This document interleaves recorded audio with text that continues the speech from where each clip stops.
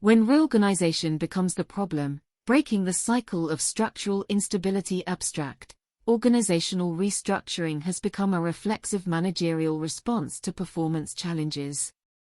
Yet evidence suggests that frequent reorganizations rarely deliver intended outcomes and often inflict substantial hidden costs. Research indicates that fewer than 1 in 4 reorganizations succeed in improving performance, while more than half result in productivity declines during implementation. Beyond financial and operational metrics, chronic restructuring erodes the relational fabric essential for sustainable performance, disrupting manager-employee relationships, undermining psychological safety, and preventing the trust-building necessary for genuine organizational agility. This article examines the prevalence and drivers of excessive reorganization, documents its organizational and individual consequences, and presents evidence-based alternatives grounded in human-centric leadership principles. Drawing on research in organizational behavior, change management, and workplace psychology, the analysis offers practitioners a diagnostic framework and actionable interventions that prioritize relational stability, capability development, and authentic organizational learning over structural reshuffling. Walk into nearly any mid-sized or large organization today and you'll likely encounter employees who can recite their recent organizational history not by strategic milestones or product launches, but by reorganizations. That was before the third reorg, they'll say, or, I've had 12 managers in 7 years. What was once an occasional strategic intervention has become, for many organizations, a recurring pattern that feels less like adaptation and more like organizational whiplash. The appeal of reorganization is understandable. Faced with competitive pressure, technological disruption, or performance shortfalls, leaders search for levers they can pull quickly. Restructuring offers the promise of decisive action, visible, concrete, within management's direct control. It creates the appearance of responsiveness and strategic clarity. Yet this same appeal obscures a troubling reality: most reorganizations fail to deliver lasting improvement, and many leave organizations worse off than before. The stakes extend far beyond inefficiency. In knowledge economies where competitive advantage depends on human capital, innovation, and collaborative problem-solving, the relational costs of constant restructuring prove particularly devastating. Trust doesn't develop in 3-month increments. Managers can't coach effectively when reporting relationships reset before they've learned their people's strengths and development needs. Teams can't achieve high performance when they're perpetually reforming. When reorganization becomes the default response to organizational challenges, companies inadvertently trade the very capabilities, relational depth, institutional knowledge, psychological safety, that enable genuine agility and sustained performance. This article examines the evidence on organizational restructuring, explores why it fails so frequently, and offers human-centric alternatives that address root causes rather than rearranging symptoms. The organizational restructuring landscape defining chronic reorganization in contemporary organizations. Organizational restructuring encompasses formal changes to reporting relationships, departmental boundaries, hierarchical levels, role definitions, and decision-making authority. While occasional restructuring represents a normal element of organizational evolution, responding to market shifts, growth phases, or genuine strategic pivots, chronic reorganization describes a pattern where structural change occurs with such frequency that organizations operate in perpetual transition. Research by Aiken and Keller, 2009, distinguishes between strategic restructuring, deliberate, evidence-based structural changes aligned with clear strategic objectives, and reactive restructuring, frequent, superficial reorganizations that substitute structural shuffling for substantive problem-solving. The latter pattern has become increasingly common, with some organizations restructuring every 12 to 24 months, a cadence that prevents any structure from demonstrating its effectiveness or limitations. The phenomenon manifests in recognizable patterns, leadership rotations that move executives laterally without addressing capability gaps. Departmental mergers and subsequent reseparations that reverse previous decisions. Matrix structures led onto hierarchies without resolving underlying coordination challenges. And span of control adjustments that change supervision ratios without examining what supervision actually accomplishes. Prevalence, drivers, and distribution. Empirical evidence on restructuring frequency reveals troubling patterns. McKinsey research indicates that only 23% of organizational restructurings fully achieve their stated objectives, Aiken and Keller. 2009. More concerning, over half of restructuring initiatives result in productivity declines during implementation, with recovery periods extending well beyond initial projections. A significant proportion of reorganizations are later reversed or substantially modified, tacit acknowledgement that structural changes didn't address the underlying issues. Several converging forces drive this pattern. First, contemporary management culture valorizes action and change, creating implicit pressure for leaders to do something visible when facing challenges. Restructuring satisfies this imperative while avoiding harder conversations about strategy, capability, or culture. Second, leadership tenure has shortened across industries, incentivizing new executives to establish credibility through structural changes rather than investing in longer-term capability development. Third, the genuine acceleration of market change has created organizational anxiety that mistakes constant restructuring for necessary adaptation. The consulting industry bears examining here as well. External advisors often arrive with restructuring expertise and diagnostic frameworks oriented toward structural solutions, creating a form of solution bias. Organizations engage consultants during periods of challenge. Consultants deploy familiar restructuring methodologies, and the cycle reinforces itself, regardless of whether structural issues represent the actual constraint on performance. Industry distribution shows some variation, with technology, professional services, and financial services particularly prone to frequent reorganization. However, the pattern has spread across sectors. Manufacturing organizations that once maintained stable structures for decades now restructure with increasing frequency.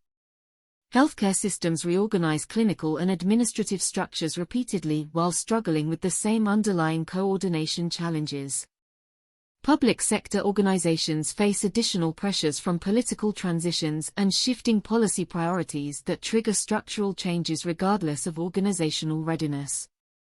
Organizational and individual consequences of chronic restructuring. Organizational performance impacts. The performance toll of excessive reorganization manifests across multiple dimensions. Productivity research demonstrates consistent implementation dips during reorganization, with knowledge work particularly vulnerable.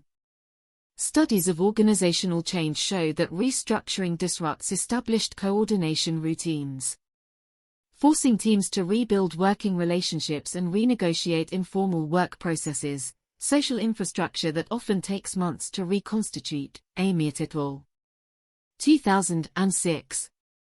During this rebuilding period, productivity can decline by 20 to 30% in affected units.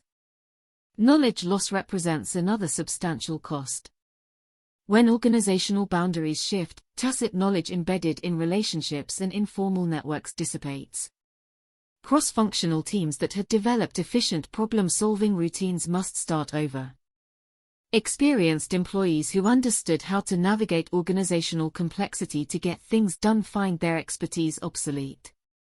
The organization collectively becomes less capable, even as the new structure promises greater efficiency. Innovation suffers particularly acutely. Psychological safety, the foundation of creative risk-taking, requires stable team relationships where individuals trust they can experiment, propose unconventional ideas, and even fail without career consequences. Edmondson. 2018. Constant restructuring undermines this foundation. Employees facing their third manager in 2 years learn to keep their heads down. Avoid career-risky innovations, and focus on visible compliance rather than creative problem-solving. Strategic execution falters when organizations never maintain a structure long enough to test whether strategic initiatives work. A company that reorganizes every 18 months never knows whether poor results stem from strategy, execution, or insufficient time for the strategy to mature. This ambiguity typically triggers another reorganization rather than strategic learning. Financial costs, while often underestimated, accumulate rapidly. Direct expenses include severance, relocation, new hiring, and consulting fees. Indirect costs, productivity loss, knowledge depletion. Delayed initiatives, customer disruption, typically exceed direct expenses by substantial multiples. Organizations that restructure frequently essentially operate with a permanent organizational tax on performance, individual well-being and stakeholder impacts for employees. Chronic reorganization creates sustained uncertainty that research links to increased stress, reduced job satisfaction, and deteriorated mental health. Paulson et al. 2005 found that repeated organizational changes correlate with elevated cortisol levels, sleep disruption, and increased healthcare utilization, physiological markers of chronic stress. When employees can't predict who they'll report to in 6 months or whether their role will exist in a year, they operate in perpetual survival mode. The disruption to manager-employee relationships proves particularly costly. Effective coaching and development require managers to understand their people's capabilities, aspirations, career trajectories, and development needs, knowledge that takes time and relational consistency to build. An employee who reports to their 12th manager in 7 years has never experienced sustained development support. They've experienced serial superficial relationships where managers, knowing the structure will likely change again soon, avoid investing deeply in their people's growth.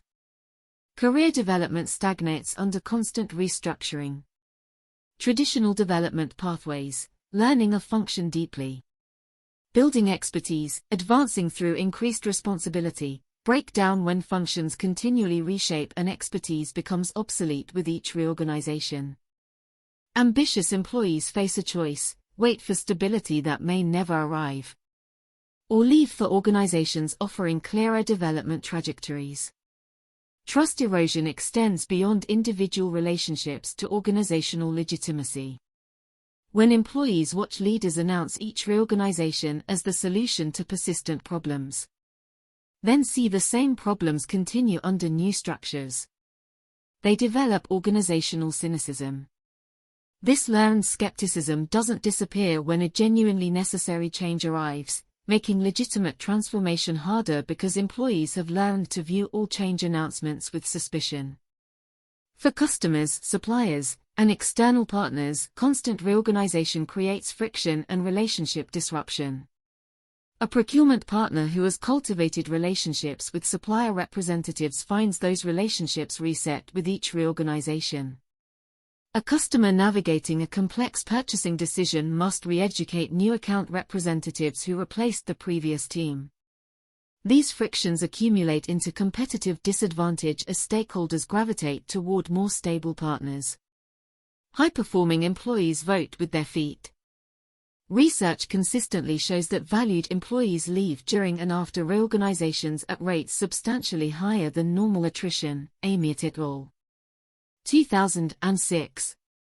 These departures aren't random. Organizations tend to lose precisely the adaptable, highly skilled people they most need to navigate change successfully, while retaining those with fewer external options. Evidence-based organizational responses. Diagnostic rigor before structural intervention. The most critical intervention comes before any restructuring. Diagnostic discipline that identifies root causes rather than defaulting to structural solutions. Research on organizational diagnosis emphasizes that most performance challenges stem from issues other than structure, unclear strategy, capability gaps, misaligned incentives, cultural dysfunction, or inadequate resources. Burke and Litwin, 1992. Effective diagnostic approaches include structured problem analysis that separates symptoms, what you observe, from causes, why it's happening, and tests hypotheses before committing to solutions. Multi-stakeholder input that captures frontline perspectives, not just senior leadership assumptions about organizational dysfunction. Capability assessment examining whether people possess the skills, tools, and support needed to execute current strategy within existing structure. Cultural analysis surfacing norms, beliefs, and behavioral patterns that may undermine formal structures regardless of how they're configured. Strategic clarity testing determining whether strategy confusion, not structural misalignment, explains coordination failures and conflicting priorities. Decision tracing that maps how specific decisions actually get made versus how the org chart suggests they should get made, revealing informal systems that may work better than leaders recognize. Microsoft's transformation under Satya Nadella provides instructive contrast to restructuring first approaches.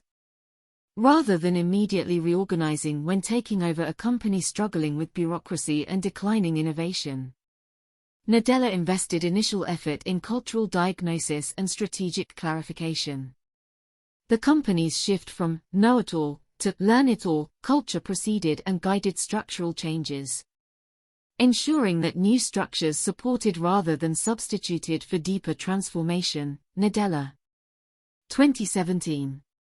When structural changes did occur, they emerged from clear strategic logic rather than generic restructuring templates. Stability commitments and relationship investment. Organizations that break the reorganization cycle make explicit commitments to structural stability for defined periods, allowing teams to develop the relational depth that enables high performance. This doesn't mean freezing structures indefinitely, but rather making stability the default and structural change the exception that requires compelling justification.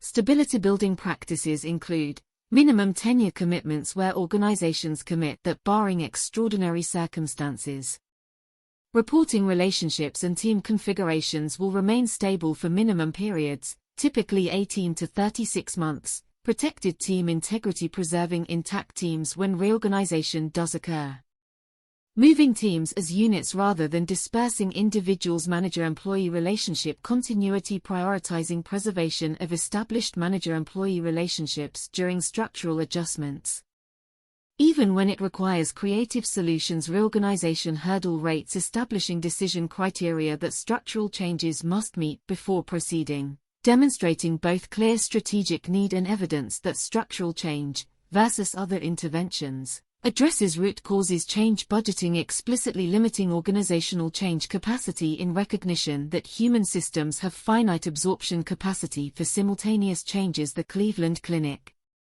facing pressure to reorganize its physician employment and clinical service line structures, instead committed to multi-year stability periods following major structural changes. During these periods, leadership focused on making current structures work through capability building, process improvement, and cultural adaptation. This discipline allowed the organization to distinguish genuine structural limitations from implementation challenges, preventing premature structural reversals and allowing meaningful performance data to accumulate. Cosgrove, 2014. Transparent change communication and psychological contracting when structural changes prove genuinely necessary. Communication quality dramatically influences outcomes. Research on change communication demonstrates that effectiveness depends not on volume or polish, but on addressing the specific uncertainties that trigger employee anxiety and disengagement during transitions. Nelson and Van Selm, 2008. Evidence-based communication approaches include explicit problem articulation that explains specifically what isn't working in current structure and what evidence supports this diagnosis, moving beyond generic claims about alignment or agility. Strategic logic transparency connecting structural changes to specific strategic objectives and explaining how new structure enables strategy better than alternatives. Honest acknowledgement of costs and disruption, rather than presenting reorganization as painless. Demonstrating that leadership understands the personal and organizational toll. Personal impact clarity providing employees specific information about how changes affect them individually. Reporting relationships.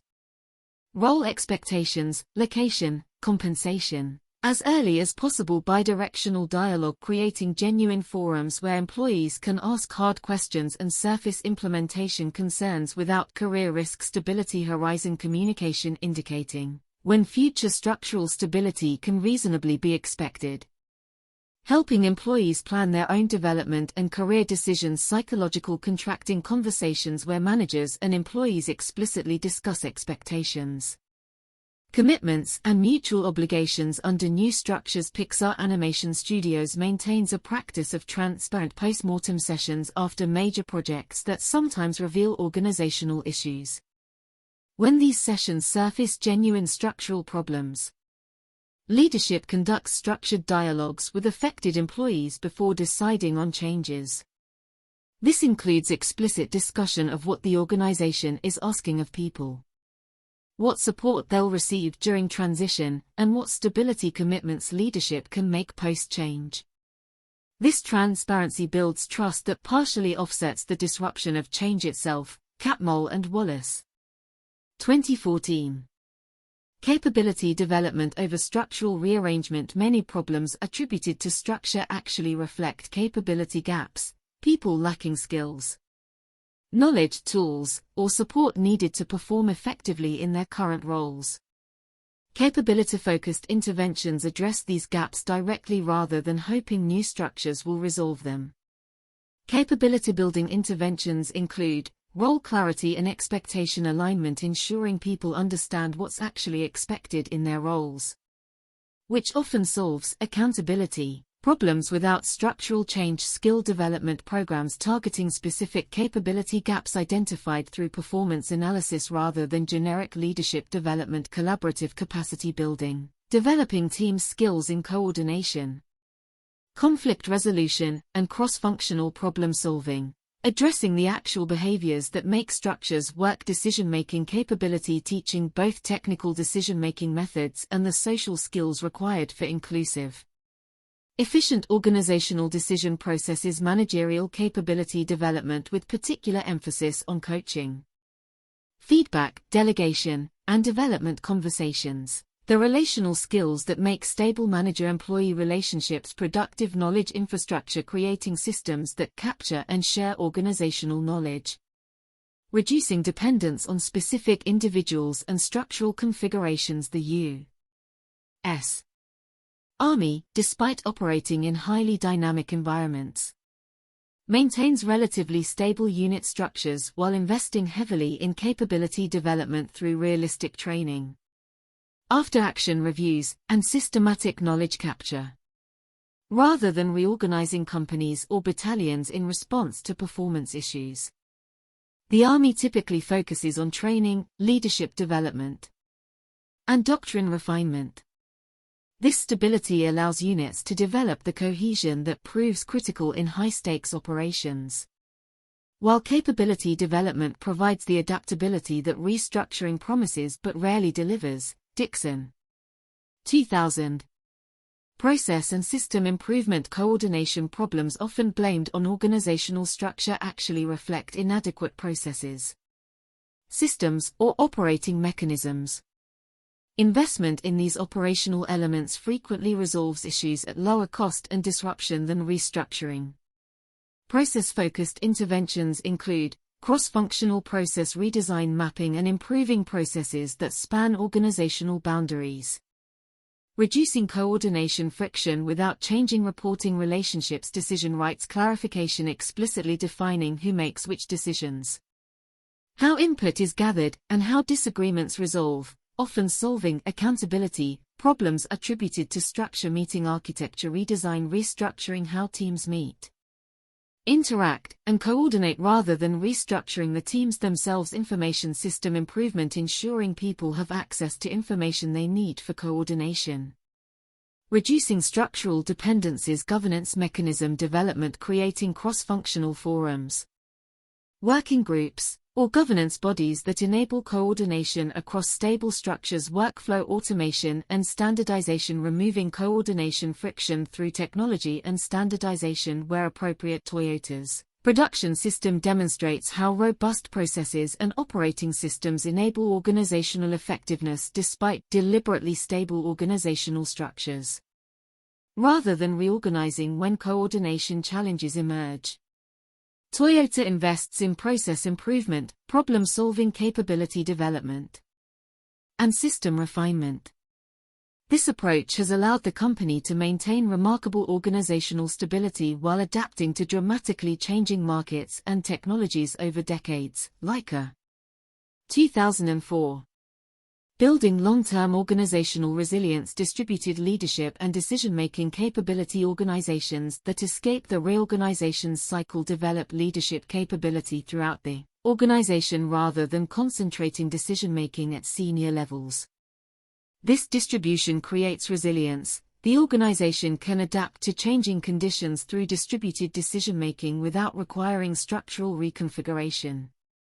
Distributed leadership doesn't mean eliminating hierarchy or formal authority, but rather developing genuine decision-making capability at multiple levels and creating explicit frameworks for which decisions require escalation versus frontline resolution. Organizations with mature distributed leadership can respond to market shifts, customer needs, and operational challenges through local adaptation rather than centralized restructuring. This requires investment in several capabilities, teaching decision-making frameworks and methods throughout the organization. Developing managers' skills in delegation and empowerment rather than control. Creating information transparency that enables informed decision-making at multiple levels. And building accountability systems that support distributed authority rather than undermining it. Research on high-reliability organizations, including healthcare systems, aviation, and nuclear power, demonstrates that distributed decision-making capability enables rapid adaptation within stable structures. Weak and Sutcliffe, 2015. These organizations face high complexity and rapid environmental change yet maintain structural stability by pushing decision authority and capability to frontline operators who can respond immediately to emerging conditions. The stability allows these operators to develop deep expertise and strong working relationships, while distributed authority provides the adaptability that restructuring advocates seek.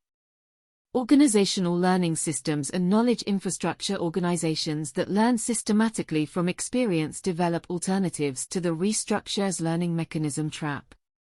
Instead of reorganizing to address problems, they build capabilities to identify problems accurately, test solutions rigorously, and embed learning in operating systems. This requires creating structured reflection practices, after-action reviews, project retrospectives, performance debriefs, that surface genuine insights rather than ritual exercises. It means developing knowledge management infrastructure that captures and shares learning across the organization, reducing dependence on specific individuals or structures. It involves cultivating psychological safety that allows honest problem identification without blame or career risk. Edmondson, 2018. Organizations with mature learning systems can distinguish problems that require structural intervention from those addressable through process improvement, capability development, or strategic adjustment. They maintain institutional memory that prevents repeatedly cycling through the same structural configurations that failed previously. They develop realistic understanding of implementation timelines and change capacity that prevents overly aggressive restructuring schedules. The U.S. Army Center for Army Lessons Learned exemplifies systematic organizational learning that enables adaptation without constant restructuring. The center systematically collects, analyzes, and disseminates lessons from training exercises and operations, creating institutional knowledge that informs doctrine, training, and capability development. This systematic learning allows the Army to adapt continuously to changing threats and technologies while maintaining stable unit structures that preserve the team cohesion essential for military effectiveness. Dixon, 2000.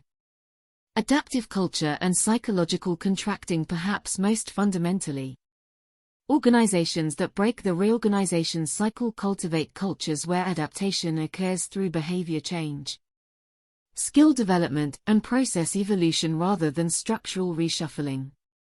This requires explicit psychological contracting around what stability means and what adaptation requires.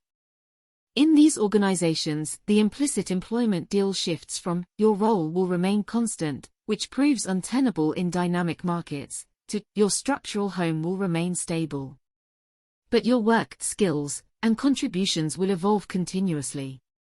This contracting acknowledges market reality while providing the stability that enables sustained development and high performance. Building this culture requires leadership modeling, senior leaders who demonstrate learning, skill development, and behavioral adaptation rather than solving problems through structural authority. It requires explicit discussion of what organizational agility actually means, rapid learning and adaptation within stable structures rather than constant structural reconfiguration. It means celebrating examples of teams that solved problems through collaboration, process improvement, or capability development rather than structural escalation. Research on organizational culture change demonstrates that sustainable adaptation requires alignment between espoused values and actual leadership behavior. Shine, 2010. When leaders claim to value stability and capability development but repeatedly restructure at the first sign of difficulty, employees learn the real priority. Conversely, when leaders consistently invest in making current structures work before considering alternatives, they create cultural norms that favor substantive problem-solving over structural rearrangement. Conclusion: the evidence is clear. Chronic reorganization creates more problems than it solves. Most restructuring initiatives fail to achieve intended objectives. Many actively harm performance, and the relational damage, disrupted manager-employee relationships, eroded trust, stagnated development, undermines the human capital that knowledge organizations depend upon for competitive advantage. Yet the pattern persists because reorganization offers leaders an appealing illusion that complex organizational problems can be solved through structural rearrangement, that decisive action substitutes for sustained capability building, and that agility means constant change rather than disciplined adaptation. Breaking this pattern requires confronting harder truths, that most organizational problems stem from capability gaps, cultural dysfunction, or strategic confusion rather than structural misalignment. That genuine agility depends on relational stability that allows rapid coordination and decision-making. And that sustainable performance requires patient investment in people, processes, and learning systems. The alternative to chronic reorganization isn't structural rigidity. It's diagnostic discipline that identifies root causes before defaulting to structural solutions.